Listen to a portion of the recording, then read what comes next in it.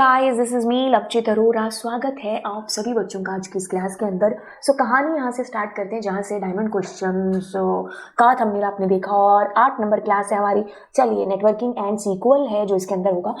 तो स्टार्ट करते हैं यहाँ पर। Identify the types of topology on the basis of the following. ये किसी साल पेपर में आया होगा कि बस टोपोलॉजी और स्टार टोपोलॉजी की डेफिनेशन बता दो, मैश या स्टार की बता दो, स्टार या बस की बता दो। तो मैंने अब क्या किया, उस क्वेश्चन को एमसीक्यूज में ऐसे चेंज कर दिया कि उनकी डेफिनेशन लिख दी और आपको पहचानना है कि किसकी बात है जो हो रही है। तो आपके पास आपको जो लिखने के लिए है, जो क्वेश्चन आएगा उसके लिए आपको इस क्वेश्चन को पूरा पढ़ना जरूरी है। तो आप पूरा पढ़ोगे, आपके माइंड के अंदर पूरी डेफिनेशन है जो जाएगी। तो जब पेपर में आएगा राइट अबाउट स्टार टोपोलॉजी या डिफरेंस बिटवीन स्टार एंड बस, advantage and disadvantage of star and बस, या जो भी है ना, तो आप लिख सकेंगे। तो यहाँ पर आपकी तैयारी भी है जो हो जाएगी रिटर्न वाली। तो पढ़ते हैं। Since every node is directly connected to the server, a large amount of cable is needed which increases the installation cost of the network. किससे कनेक्टेड है? सारी की सारी जो नोड्स हैं वो सर्वर से कनेक्टेड है ना। Okay, so it has single common data path connecting all the nodes. तो यस, किसके बारे में बात हो रही है यहाँ पर? अगर हम एक डायग्राम बनाएं तो हमने इसके साथ में सबको कनेक्ट कर दिया, और अगर हम इसकी बात करें तो एक तार है, उसके साथ हमने अपनी नोड्स को कनेक्ट कर दिया। तो हम स्टार और बस की ही तो बात कर रहे थे शायद यहाँ पर। What is protocol and right commonly used protocols. अब देखिए, प्रोटोकॉल्स क्या है? सेट ऑफ रूल्स हैं, है ना। आप इंटरनेट पर कुछ भी काम कर रहे हो, आप किसी को मेल भेज रहे हो, आप किसी से वीडियो चैट कर रहे हो, हर किसी चीज में प्रोटोकॉल का यूज हो रहा है। मतलब विदाउट प्रोटोकॉल हम पॉसिबल ही नहीं है कि किसी को कोई मैसेज तक हम भेज पाए। प्रोटोकॉल्स यूज होते हैं, मतलब कुछ रूल्स कायदे हैं जिनका इस्तेमाल करके जो है हम इंटरनेट पर कोई भी डेटा भेज सकते हैं किसी को, किसी का डेटा हमारे पास आ सकता है। कुछ सर्च करना है, फॉर एवरीथिंग प्रोटोकॉल्स यूज होंगे। जैसे हमारी डाइनिंग टेबल पर मम्मी कुछ प्रोटोकॉल फिक्स कर देती है ना, ज़्यादा हंसना नहीं है, ज़्यादा कुछ खाना बीच में छोड़ना नहीं है, ज़्यादा बोलना नहीं है, टीवी नहीं देखना है ना। तो हमारी मम्मी हमारे प्रोटोकॉल सेट करती है। हमारे घर में प्रोटोकॉल है, हमारे स्कूल में प्रोटोकॉल्स यूज होते हैं, किसी कंट्री में प्रोटोकॉल्स यूज होते हैं ना। क्यों? क्योंकि कुछ लिमिट लग जाती है। अब उस लिमिट में रह करके काम है जो सिस्टमैटिक तरीके से होता है। तो इसलिए जैसे रियल लाइफ में प्रोटोकॉल्स की अहमियत है, वैसे ही प्रोटोकॉल्स की यहाँ पर भी अहमियत है नेटवर्किंग के अंदर। A protocol means the rules that are applicable for network, और we can say that the common set of rules used for communication in network. आप सेंडर से रिसीवर तक कोई डेटा भेज रहे हो तो सेट ऑफ रूल्स के दायरे में ही रह करके वो डेटा यहाँ से वहाँ है जो पहुंचेगा और वहां से यहाँ है जो आएगा, है ना। जैसे मेल भेजना है किसी को, तो मेल के लिए सिंपल मेल ट्रांसफर प्रोटोकॉल का इस्तेमाल होता है। मैंने यहाँ से कोई मेल भेजी, वो सर्वर पर पहुंची। अब जो सर्वर है वहां से जब रिसीवर के पास में पहुंचेगी ना, तो यहाँ पर पीओपी, आईमैप, ये प्रोटोकॉल्स यूज होते हैं, और यहाँ से ये एसएमटीपी प्रोटोकॉल यूज हुआ। वैसे एचटीटीपीएस आपका प्रोटोकॉल है, और वैसे आपके पास में पीओपी प्रोटोकॉल है, ट्रिपल पी प्रोटोकॉल है। वॉइस के लिए जो यूज होता है that is voice over internet protocol which is VoIP, है ना। फाइल ट्रांसफर करते हैं, for that we have FTP file transfer protocol है। टीसीपी आईपी प्रोटोकॉल है, ट्रांसमिशन कंट्रोल प्रोटोकॉल है, इंटरनेट प्रोटोकॉल। तो दुनिया भर के प्रोटोकॉल्स हैं, एंड कोई भी आप एग्जाम्पल इसमें लिख करके आ सकते हो। तो अगला question that is related to suggest the type of network establish between the building. जब भी आप इस क्वेश्चन को करोगे जिसमें types of network geographical area पर दे रखा है, तो ऐसे क्वेश्चन में आपको देखना है पैन, लैन, मैन और वैन, है ना। अब देखो, अगर तो हम ब्लूटूथ जितने एरिया की बात कर रहे हैं, हॉटस्पॉट जहां तक रेंज आती है, तो हम मतलब पैन की बात कर रहे हैं। अगर हम एक थोड़ा सा दायरा बढ़ा दें, अगर हम एक पूरे सेटअप ऑफिस की बात कर लें, एक पूरी बिल्डिंग की बात कर लें, है ना। जैसे मेरा मान लो स्कूल की बात कर रहे हैं, तो स्कूल के अंदर ये बिल्डिंग है, ये बिल्डिंग है, तो ये स्कूल के अंदर तो क्या यूज हो रहा है? लैन यूज हो रहा है ना, ठीक है। अब मैन की बात हो रही है, यानी कि अगर ये एक शहर है, इस शहर के इस कोने से इस कोने की बात हो रही है, इस कोने से इस कोने की बात हो रही है। एरिया देखो, ज्योग्राफिकल एरिया बढ़ गया ना, तो दैट मीन्स हम मैन की बात कर रहे हैं। बट अगर एक सिटी से दूसरी सिटी, मतलब इंटरनेट की बात हो रही है यहाँ पर, तो हम वैन की बात करते हैं। अब क्वेश्चन के अकॉर्डिंग क्या, establish the network between the buildings. अब इसके लिए मैं बेहतर कहूंगी कि जब आप इस क्वेश्चन का जजमेंट कर रहे होते हैं ना, तो आप जो ऊपर वो लाइनें लिखी होती है ना 4-5, उनको पढ़ लो। रियाना मेडिको सेंटर है setup it's new centre in Dubai, ठीक है। दुबई के अंदर उन्होंने सेंटर किया, वहां पर उनकी 4 बिल्डिंग्स हैं, ठीक है। 4 बिल्डिंग्स है, मतलब ये पूरा क्या है, रियाना सेंटर की बात हो रही है। तो हम एक कैंपस के अंदर की बात करते हैं तो लैन का इस्तेमाल है जो होता है, ठीक है। तो लोकल एरिया नेटवर्क यहाँ पर आप आंसर है जो बेसिकली करेंगे। Suggest the most suitable place for server. Server मैं हमेशा कहती हूँ कि सर्वर मीन्स शक्तिशाली है, शक्तिमान है। ऐसा नहीं है कि हम जो है अगर हम सर्वर की बात करते हैं तो मतलब 100 कंप्यूटर्स की ताकत है उसके अंदर, 100 भी कह लो, मतलब एक जो हमारे कंप्यूटर है उसके अंदर हम कह लो कि भाई वो आम कंप्यूटर जैसा कंप्यूटर नहीं है, क्योंकि उसमें मेमोरी पावर स्पीड सारी चीजें क्या है ज्यादा होंगी, क्योंकि वो सर्वर है ना। अब प्रिंसिपल होता है वो भी तो एक टीचर है, बट हाँ उसके पास अथॉरिटी ज्यादा है। तो प्रिंसिपल कैसे है, शक्तिशाली है, शक्तिमान है ना, क्योंकि उसके पास जो है बिल्कुल जो है एक आम टीचर से ज्यादा अथॉरिटी है। वैसे ही सर्वर, तो सर्वर यानी कि हम नंबर ऑफ कंप्यूटर जहां पर ज्यादा होंगे ना उस बिल्डिंग को हम सर्वर वाली बिल्डिंग है जो बना देंगे। Suggest the placement of the repeater. Repeater के क्वेश्चन के लिए हमेशा आप क्या करोगे, जो लेआउट आप फिक्स करके आते हो। जैसे लेआउट बनाने के कितने तरीके हैं, ठीक है। पहला जो तरीका है आपके पास में दैट इज कि आप क्या करो, सर्वर की बिल्डिंग ढूंढो। जैसे मैंने ये सर्वर है, अब इसके साथ में मैंने इनको कनेक्ट कर दिया, ठीक है। तो अब इनकी दूरी देखो, रिसर्च से स्टोर की दूरी कितनी, रिसर्च से स्टोर की दूरी, रिसर्च से 180 मीटर, ठीक है। उसके बाद रिसर्च से पैकेजिंग की दूरी कितनी है, रिसर्च से पैकेजिंग ओके, तो this is 60 metre. Then research से अकाउंट 55। तो इसमें देखो 100 मीटर से तो ऊपर चली गई। यहाँ पर आपको रिपीटर की जरूरत पड़ेगी, क्योंकि रिपीटर की जरूरत कहाँ पड़ती है, जहां दूरी बहुत ज्यादा है। मैंने कोई मैसेज यहाँ से यहाँ भेजना है तो मैं भेज दूंगी अगर दूरी कम है तो। जैसे कोई मेरे पास में बैठा है तो मैं उसको कहूंगी पढ़ाई कर ले, तो उसको सुन गया ना। अब यही अगर बच्चा है जो बहुत दूर बैठा है तो मैंने उसको कहा कि पढ़ाई कर ले, तो उसको सुनाई नहीं देगा। मुझे उसके लिए किसकी जरूरत पड़ेगी, बीच में उस ऐसे बंदे की जरूरत पड़ेगी जो मेरी आवाज को सुनेगा और सुन के उसको रिपीट करके पहुंचा देगा, दैट इज रिपीटर। अब यहां पर अगर दूरी कम है तो इसको सुन गया, इसके पास मैसेज पहुंच गया, लेकिन दूरी ज्यादा है तो रिपीटर आएगा बीच में। मैंने कहा पढ़ाई कर ले, तो अब ये रिपीट करके आगे भेजेगा, ठीक है। रिपीटर रीजनरेट करता है आपके मैसेज को। तो यहां पर हमें रिसर्च से स्टोर के बीच में आवश्यकता पड़ेगी। लेकिन अगर आप यहां पर जो लेआउट है दूरी वाले बेसिस, मतलब डिस्टेंस वाले बेसिस पर बनाते हो, जैसे कि अगर मैं इसको रिमूव करूं, अगर आपने ये वाला लेआउट बनाया कौन सा, जैसे मैंने 55 अकाउंट से रिसर्च, तो दैट इज 55, उसमें स्टार टोपोलॉजी यूज हो रही थी। देन आपके पास 60 मतलब पैकेजिंग से रिसर्च, तो आपके पास 60 metre. Then we have 125 and which is account and packaging. नहीं, अब देखो एक चीज बताएं, यहां पर अगर मान लीजिए मैं इसको जोड़ देती हूँ इसको, तो ये एक लूप बन गया ना, तो ये नहीं होगा, मतलब लूप हम यहां पर नहीं बना सकते। तो हम इसको ना करते हुए अब क्या करेंगे, 150 अकाउंट से स्टोर कर दें। तो ये हो सकता है अकाउंट से store, yes this is 150 metre, ठीक है। ध्यान से सुनिए, क्योंकि लूप नहीं बन सकता, क्योंकि अगर मैंने इसको बंद कर दिया तो अब एक तो ये आइसोलेटेड हो गई, ठीक है, और दूसरा इस तार की इतनी जरूरत पड़ेगी नहीं, क्योंकि अगर कोई अकाउंट से पैकेजिंग पर मैसेज भेजेगा तो वो यहां से यहां भी भेज सकता है ना। तो वो ऐसे इतनी क्यों लगाएगा यहाँ पर फालतू की तार, और वो भी 125 मीटर वाली तार, जबकि उसका यहाँ से यहाँ में कितने में मैसेज पहुंच जाएगा आपका, 5 5 10 और 11 110 मीटर की तारी लगेगी, है ना। तो आपको जितने भी क्वेश्चन है ना, ऐसे इसीलिए इसमें सजेशंस लिखा हुआ है। आपको बीइंग अ डेटाबेस मतलब नेटवर्क एडमिनिस्ट्रेटर के तौर पर आपको सजेस्ट करना है आंसर, है ना। जैसे मैं हमेशा कहती हूँ कि हम कोई शॉपिंग करने गए, मेरे को मान लो कोई साड़ी पसंद आ गई, है ना, एक तो ब्लू कलर की, एक ग्रीन कलर की है और एक मान लो व्हाइट कलर की। मैं सजेशन मांगूंगी ना सामने वाले से कि मैं कौन सी खरीदूं, है ना। तो मैंने सिर्फ सजेशन मांगा, उसने क्वेश्चन में तुमसे सजेशन मांगा, ऐसा नहीं कि तुम गलत कर लोगे अगर तुम मान लो इसकी जगह ये वाला करके आ गए, तो the question will be correct, ठीक है, बट हमें उसको बेस्ट आंसर देना है। तो सीबीएसई के आंसर के में 3-4 आंसर है जो इसके आते हैं। अब आपका जिसके साथ मैच होगा वो सही हो जाएगा, और मैचिंग क्या आप या तो सर्वर वाले तरीके से कर लो या डिस्टेंस वाले तरीके से कर लो, उस बेसिस पर। अब जैसे मैंने इसको किया तो इसमें 150 मीटर वाले पे रिपीटर लगेगा, ठीक है। तो आप ऐसे अपने आंसर को जस्टिफाई करके आओगे। ए और सी मैंने कहा आंसर करेक्ट है, तो आप दोनों में से कोई भी यहाँ पर आंसर है जो कर सकते हो। अब हब या स्विच हर बिल्डिंग में लगेगा। क्यों लगेगा हर बिल्डिंग में, क्योंकि कंप्यूटर को कोई आप हाथ से थोड़ी ना पकड़ोगे कि भाई कंप्यूटर एक मैंने पकड़ लिया एक तूने पकड़ लिया, अब करंट हमें ऐसे देते रहेंगे। तार की जरूरत पड़ेगी उसके लिए, कहीं मुझे डेटा इधर से उधर भेजना है तो हम कैसे उनको आपस में कनेक्ट करेंगे। We need switch, we need hub, ठीक है। तो ईच बिल्डिंग, हर बिल्डिंग में हब स्विच की जरूरत है जो आपको पड़ेगी। इसलिए इसका आंसर ईच बिल्डिंग है जो करके आते हैं। रट्टा भी मानना है पर लॉजिकली मानना है। चलिए अब ये कहते हैं अनऑथोराइज एक्सेस। ये तो आप ना अपने मतलब दिमाग के साथ चिपका लो चीज। जहां पर अनऑथोराइज एक्सेस है ना तो फायरवॉल की आवश्यकता है जो पड़ेगी। आपने कितनी बार अपने लैब इंचार्जेस से और पता नहीं किस किस से आपने फायरवॉल के बारे में सुना होगा, है ना। तो अनऑथोराइज एक्सेस, ये मेरा स्कूल है, मैं नहीं चाहती कि कोई बाहर वाला मेरे सिस्टम, मेरे स्कूल के किसी कंप्यूटर में जो है वो अटैक करे। तो फायरवॉल बचाती है अनऑथोराइज, जिनको अथॉरिटी नहीं है उन एक्सेस से, ठीक है। तो फायरवॉल आप आंसर करेंगे। Write two advantage disadvantage of network, ऐसा क्वेश्चन आ जाए तो हमारा दिन बन जाए मैम।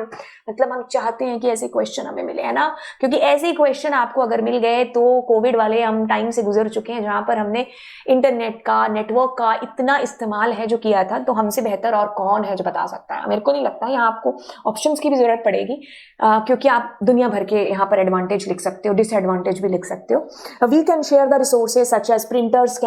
यस, मैंने 5 कंप्यूटर खरीदे, ठीक है। अब मेरे को प्रिंटर की आवश्यकता पड़ी तो मैं एक ही प्रिंटर लाऊंगी ना और उसको कनेक्ट करूंगी सबके साथ में। ऐसा नहीं है कि मैं 5 कंप्यूटर लाई तो 5 ही प्रिंटर लाना पड़ेंगे मेरे को। तो फायदा हो गया कि नहीं हो गया? बिल्कुल हो गया, है ना। तो नेटवर्क मतलब हमने आपस में कनेक्ट कर दिया, ठीक है। जैसे लोगों का नेटवर्क होता है, हमारी मम्मियों का नेटवर्क होता है ना। एक आंटी को दवाई की जरूरत पड़ती है, अब उसने नेटवर्क में एक जने को बोला, अब सारे जनों को पता चल गया ये आंटी को ये दवाई की जरूरत है और चाहिए भी उन आंटी को प्रयागराज से, है ना। अब इन सब के भी आगे नेटवर्क है जो बने होंगे। अब वो अपने नेटवर्क का इस्तेमाल करेंगे और कहीं ना कहीं से आंटी को प्रयागराज से वो दवाई है जो ला करके देंगे, है ना। तो ऐसे ही जैसे हम इंसानों के नेटवर्क होते हैं ना, वैसे ही ये नेटवर्क है। मतलब यहाँ इंसानों की जगह कौन है? नोड्स हैं, कंप्यूटर है, प्रिंटर है जो आपस में कनेक्टेड है। क्यों कनेक्टेड है? डेटा शेयर करने के लिए। जैसे हमारी मम्मी, हमारी आंटी भी डेटा शेयर करती है ना, है ना। हाँ, गॉसिप जिसको हम बोलते हैं ना, और भी अच्छे अच्छे शब्द हैं जो इसके लिए होते हैं, नीचे कॉमेंट सेक्शन में बताना। तो हम क्या करते हैं, मतलब डेटा शेयर होता है ना, उसके घर में ये चल रहा है, उसके घर में ये चल रहा है ना, उसने ये कर दिया, उसने ये कर दिया। तो ऐसे डेटा शेयर है जो करती है हमारी मम्मियाँ भी, और वैसे ही हमारे ये नोट्स भी हैं जो करते हैं ना। तो we can share the data access files from any computer. We can share data and access files. बिल्कुल, ये भी एक फायदा है ना। हम शेयर कर सकते हैं डेटा को और एक्सेस कर सकते हैं फाइल्स को। अब मान लीजिए आप लोग चाहते हो कि मैम ये पीपीटी शेयर करो, है ना। तो आप डेटा मांग रहे हो ना, मैं कहाँ टेलीग्राम पर शेयर करूंगी। नोट्स में मैंने टेलीग्राम पर शेयर किए हैं, मैंने एक ड्राइव का लिंक बना दिया, उसमें मैंने सारे नोट्स हैं जो डाल दिए। तो जब आपका एग्जाम आएगा नियर, तो मैं वो सारा लिंक है जो आपके साथ शेयर कर दूंगी। तो अब क्या होगा, 11 तारीख को वो क्लास आएगी जिसमें मैं आपको नोट्स वोट्स से सारी चीजें बताऊंगी।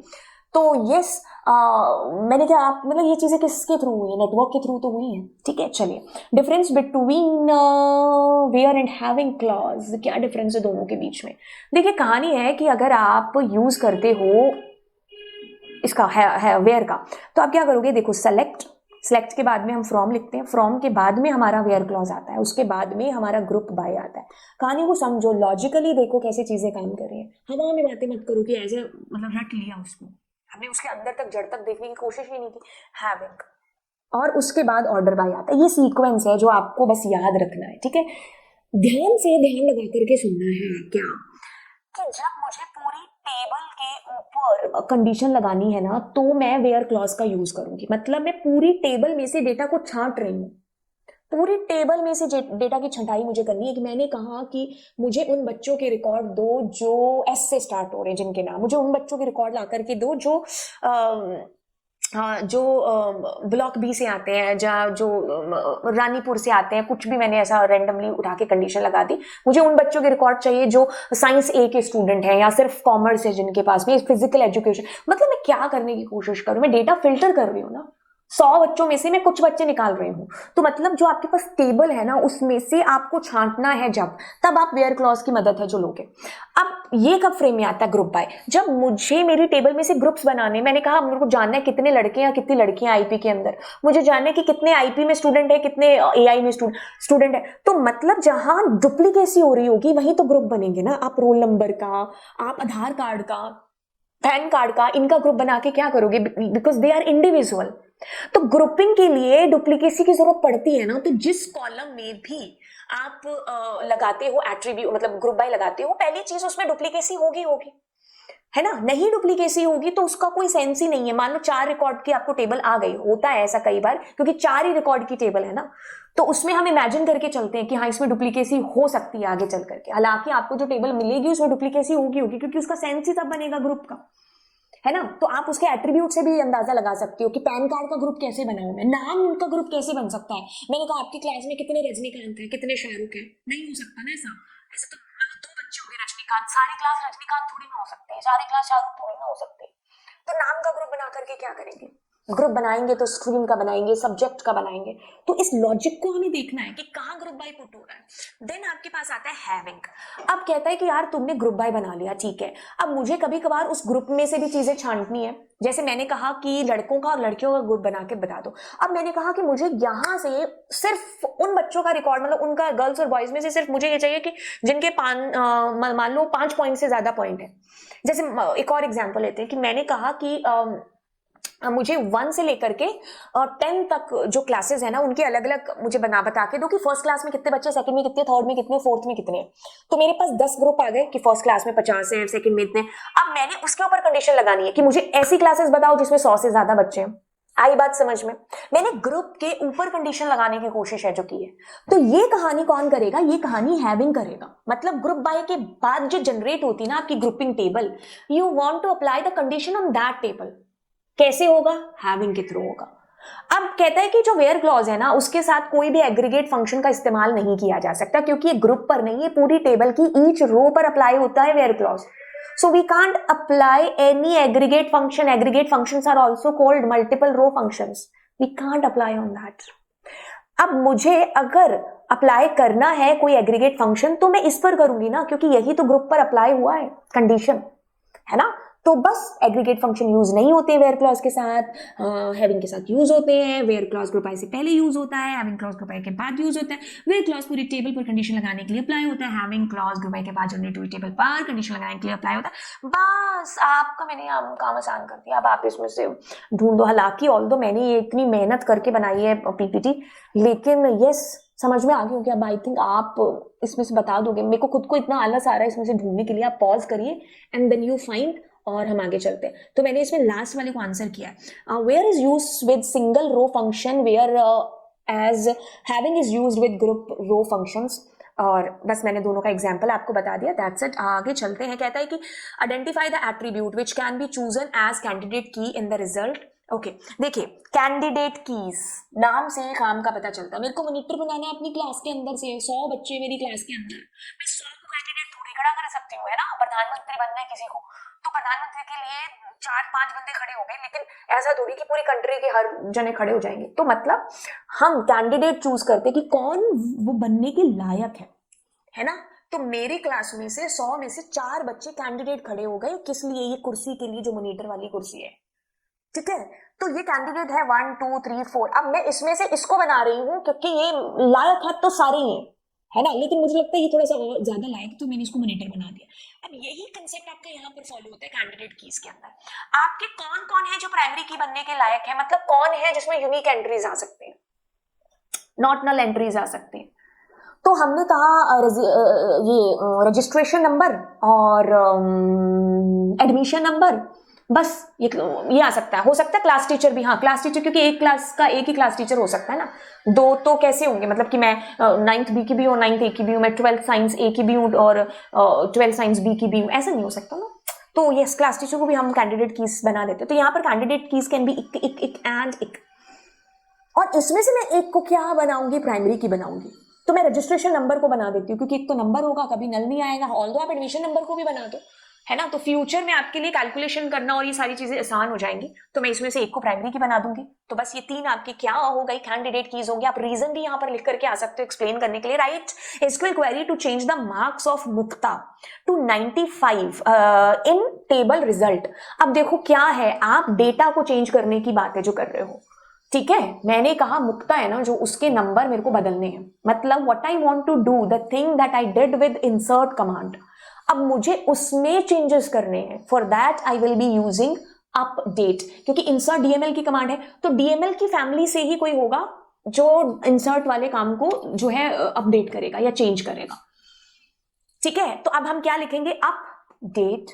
अब टेबल का नाम क्या है आपके पास में, रिजल्ट, ठीक है। अब करेंगे सेट, क्या करने हैं, मार्क्स इज इक्वल टू 95। इतना करते हैं सबके मार्क्स 95 हो जाएंगे, जब तक हम ये कंडीशन नहीं लिख देते कि मुक्ता सिंगल कोट डबल कोट्स लगा देना। तो that's it for now. Yes, so यहाँ से ढूंढ लेना क्या answer, registration number is the primary. अब आप मेरे को ये कह सकते हो कि मैम आपने तो हमें टीचर का नाम भी बोला है, क्लास टीचर का नाम की कैन बी कैंडिडेट की, बिल्कुल हो सकता, ठीक है। अगर आप तीनों क्लिक करके आएंगे तो भी सही होगा, अगर आप रजिस्ट्रेशन एडमिशन नंबर भी लिख के आएंगे तो भी सही होगा, क्योंकि कायदे से प्राइमरी की ये सारी चीज डिसाइड कौन करता है, हम लोग करते हैं, क्योंकि हम क्रिएट कर रहे हैं ना उस टेबल को। तो कायदा कहता है कि एक टीचर कैसे हो सकता है ना, तो इसलिए मैं उसको कैंडिडेट की बना सकती हूँ, राइट। ओके, हाँ, लेकिन यहाँ पर ना होने का कारण ये भी है कि हो सकता है किसी क्लास को अभी कोई क्लास टीचर अलॉट हुआ ही ना हो, ये वर्स्ट कंडीशन हम मान करके चल सकते हैं। By the way if you are writing तो वो इनकरेक्ट नहीं होगा, राइट। चलिए, एंड हमारा update marks is equal to, ये तो हमने देख लिया।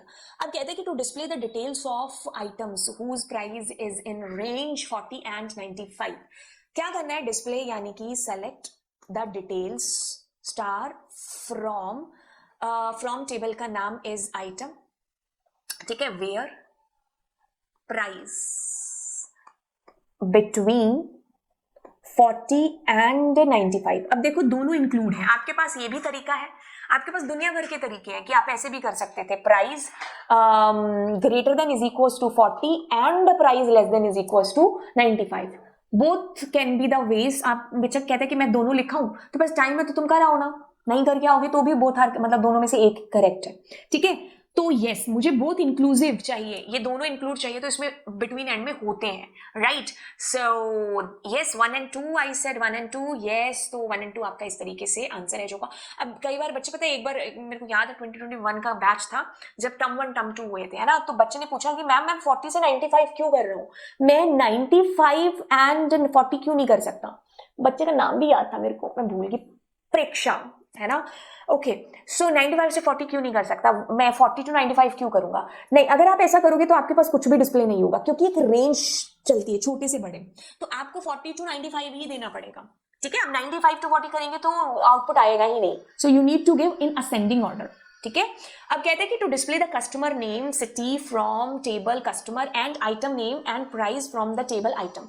इसमें क्या हो रहा है, दो टेबल्स कंबाइन हो रही है ना, तो मैंने कहा सेलेक्ट कस्टमर नेम। एक बार कस्टमर नेम आप उसमें टेबल में भी देख लो, कई बार कस्ट अंडरस्कोर नेम या कुछ भी दिया होता है, तो we need to check the attribute properly. Then आपके पास आता है सिटी, एंड देन आपके पास आता है आइटम नेम, एंड देन आपके पास आता है प्राइस। ये चारों पांचों चीजें आपको बोला था सेलेक्ट करने के लिए, okay.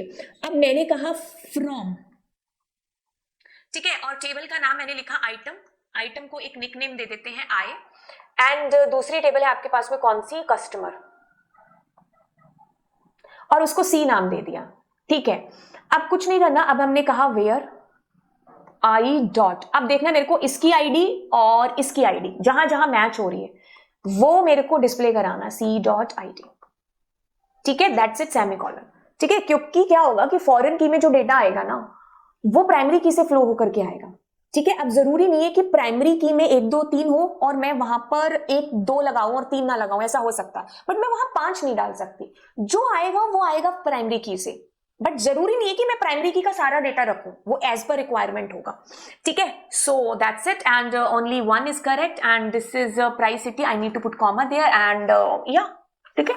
Customer dot ID, customer, ये अगर आपने निकनेम नहीं दिया है, if you are giving the nickname तो आप वही निकनेम रखेंगे जब आप इक्वी ज्वाइन की कंडीशन लगा रहे होंगे।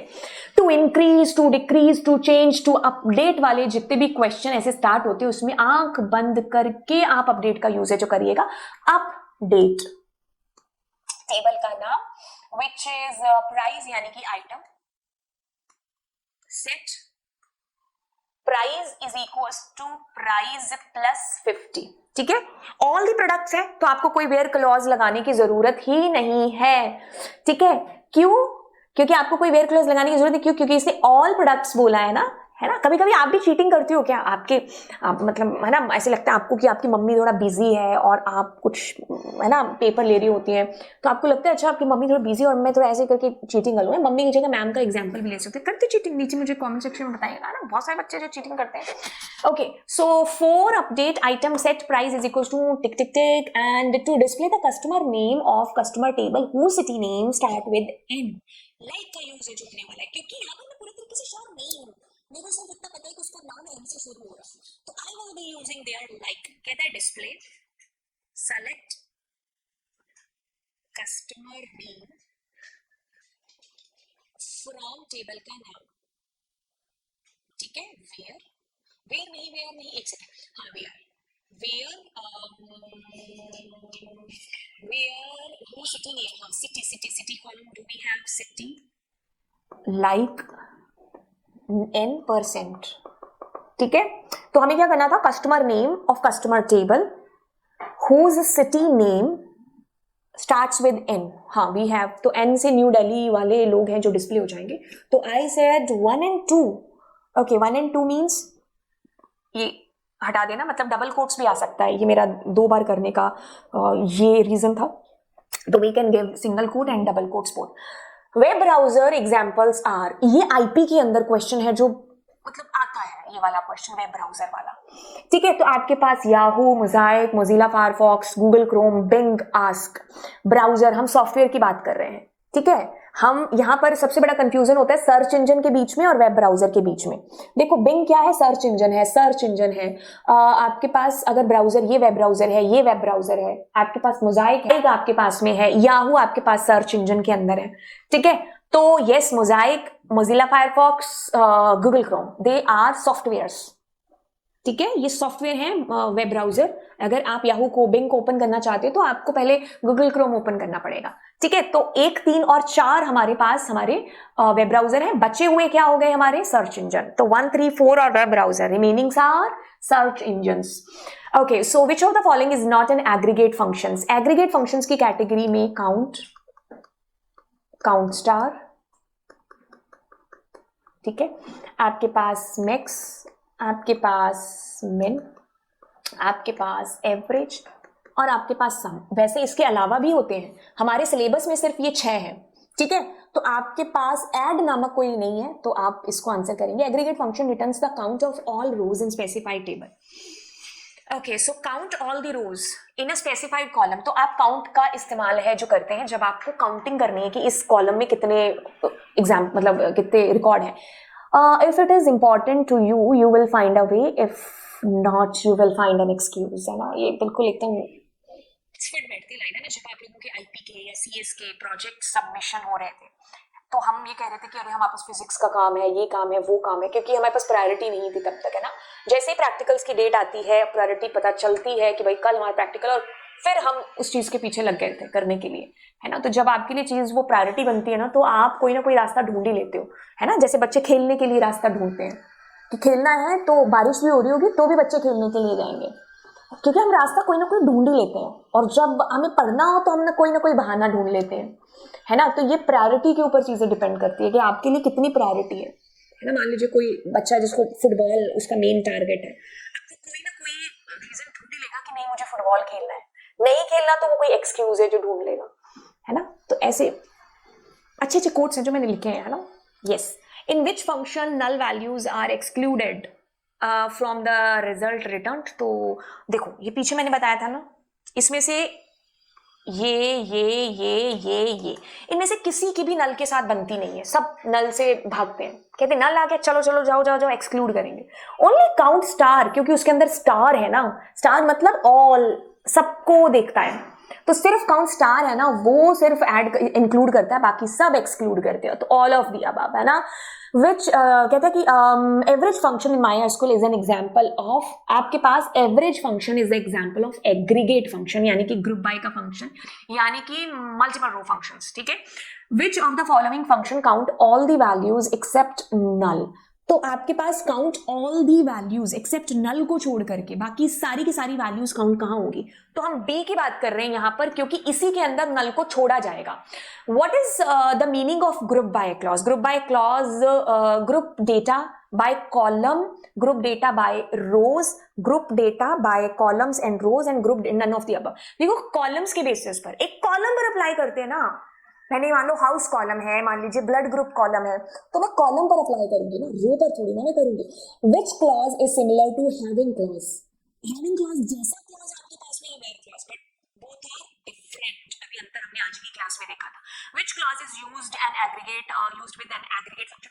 एग्रीगेट के साथ हम वैसे तो हम ग्रुप बाय का यूज कर सकते हैं, यहाँ हैविंग होता तो हम उसका भी यूज है जो करते, तो हम क्लॉज की बात करें तो ग्रुप बाय। ठीक है, तो that's it, this is it, हमारी क्लास हो गई खत्म। आपको कैसी लगी आज की क्लास वो नीचे कमेंट सेक्शन में आप मुझे बताएंगे। एंड चलिए तो फिर चलते हैं, बाय बाय। चैनल को जरूर शेयर करिएगा और बाय।